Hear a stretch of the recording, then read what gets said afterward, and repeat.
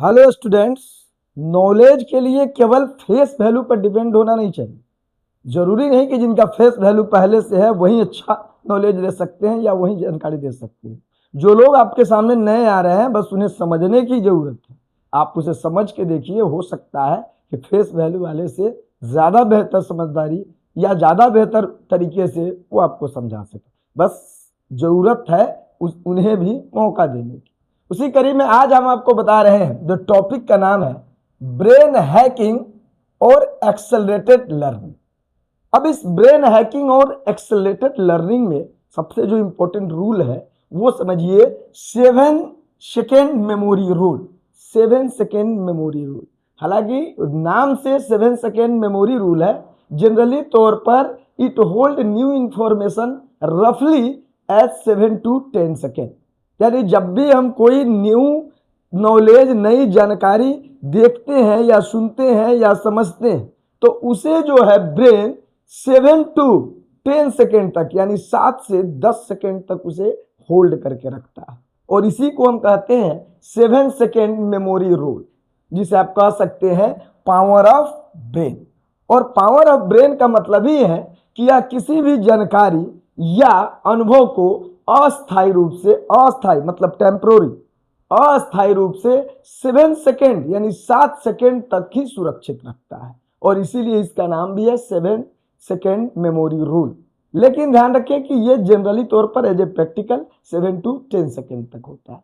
जैसे कि अगर आप कोई भी फोन नंबर, कोड नंबर को अगर लगातार 7 सेकेंड तक नहीं दोहराते हैं, अगर पहली बार कोई फोन नंबर आपके सामने आता है, किसी का फोन नंबर आप लेते हैं या कोई कोड भेजा जाता है और उस कोड को दोहरा नहीं पाइएगा, सीधे देख लीजिएगा, तो निश्चित तौर पर वो आपके मेमोरी से आउट हो जाएगा, यानी वो डिलीट हो जाएगा। इसलिए जब भी देखते होइएगा कोई ओटीपी गिरता है तो हम लोग उसको रिपीट कर लेते हैं, 3251 3251, तब जाकर वहां फिल करते हैं। मतलब क्या है कि 7 सेकेंड के अंदर उसे हम रिपीट कर लेते हैं। अगर नहीं रिपीट करेंगे तो वो डिलीट हो जाएगा। जैसे मोबाइल नंबर कोई बोलता है कि मेरा मोबाइल नंबर, अगर आप नहीं लिखते हैं यानी सोचते हैं कि याद ही कर ले, उसे हम डायरेक्ट इंप्लीमेंट करेंगे, तो जय ही बोलेगा तो वो आपको याद रखना पड़ता है 9931 9931 रिपीट करना होगा। अगर 7 सेकेंड तक रिपीट नहीं करते हैं तो वो डिलीट हो जाए। अब अगर इसे पार्ट वाइज पार्ट बांटे मेमोरी को इस 7 सेकेंड रूल के अनुसार, तो पहला जो पार्ट आ रहा है वो है आपका शॉर्ट टर्म मेमोरी।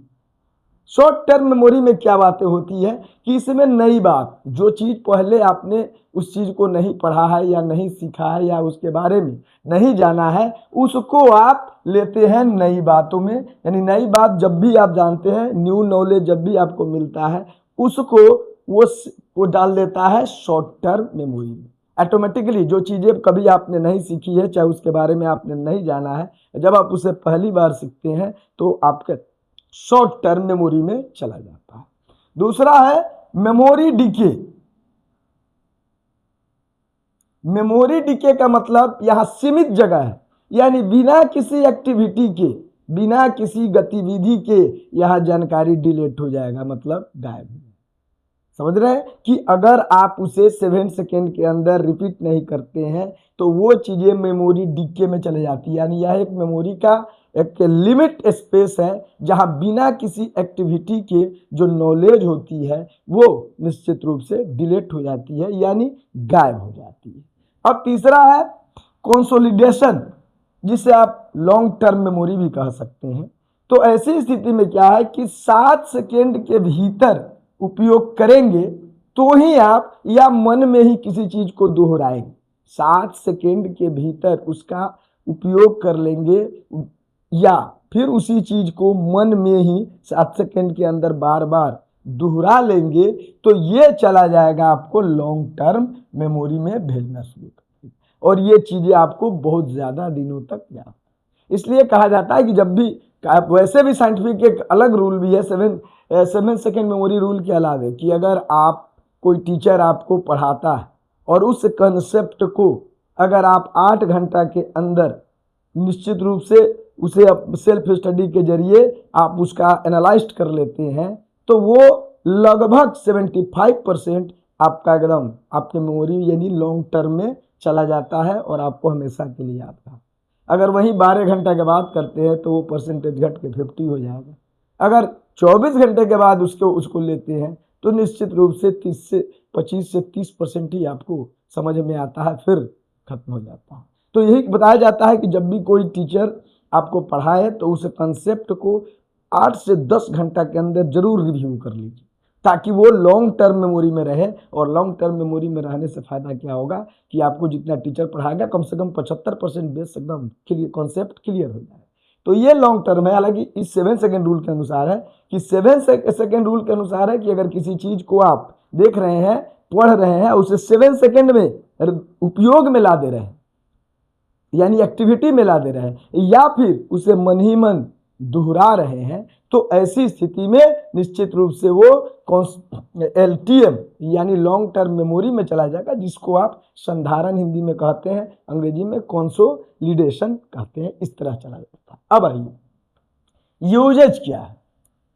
तो डेली लाइफ में अगर आप बात करें तो अगर कोई OTP आता है या कोई दिशा निर्देश आता है तो तुरंत उसे अगर हम दोहराते हैं, वैसे मैं बताए हैं कि अगर कोई मोबाइल में आपने कोई चीज़ फॉर्म फिल कर रहे हैं, वहाँ OTP आता है, आपको भरना रहता है, तो या तो कॉपी करते हैं, अगर कॉपी नहीं होने की स्थिति में है तो याद करते हैं 3256, याद रखना 3256 तक वहाँ जाकर भरते हैं, मतलब 7 सेकेंड के अंदर उसे रिपीट कर लेते हैं। तो ये अब आए दूसरा कि लर्निंग, मतलब लर्निंग में जैसे नई कोई लैंग्वेज हो गई, नई भाषा हो गई, स्किल हो गया, इसको अगर आप सीखते हैं तो 7 सेकेंड से अधिक समय तक सक्रिय रूप से इसके लिए सोचना पड़ता है।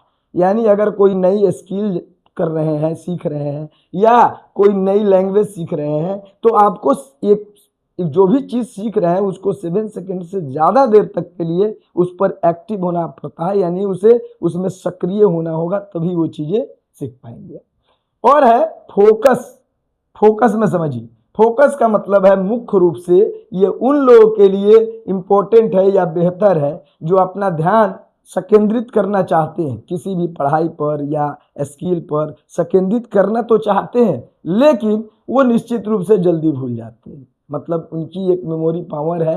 मेमोरी पावर का मतलब ऐसा नहीं कि उनका मेमोरी पावर है नहीं, माने पहले से जो यूटिलाइजेशन है उस यूटिलाइजेशन के अनुसार वो चाहते हैं कि मैं इस टॉपिक पर, मैं इस सब्जेक्ट पर निश्चित रूप से ध्यान अपना केंद्रित करूं, यानी उनका अटेम्प्ट होता है लेकिन वो जल्दी भूल जाते हैं। तो उनको जरूरत है उन चीज़ों पर फोकस करने का। मतलब 7 सेकेंड तक का जो रूल है, 7 सेकेंड मेमोरी रूल, अगर उस पर वो फोकस करेंगे तो निश्चित रूप से कुछ टाइम लग सकता है, कुछ वक्त लग सकता है, लेकिन उनका ध्यान भी संकेंद्रित हो जाएगा और वो जल्दी भूलेंगे।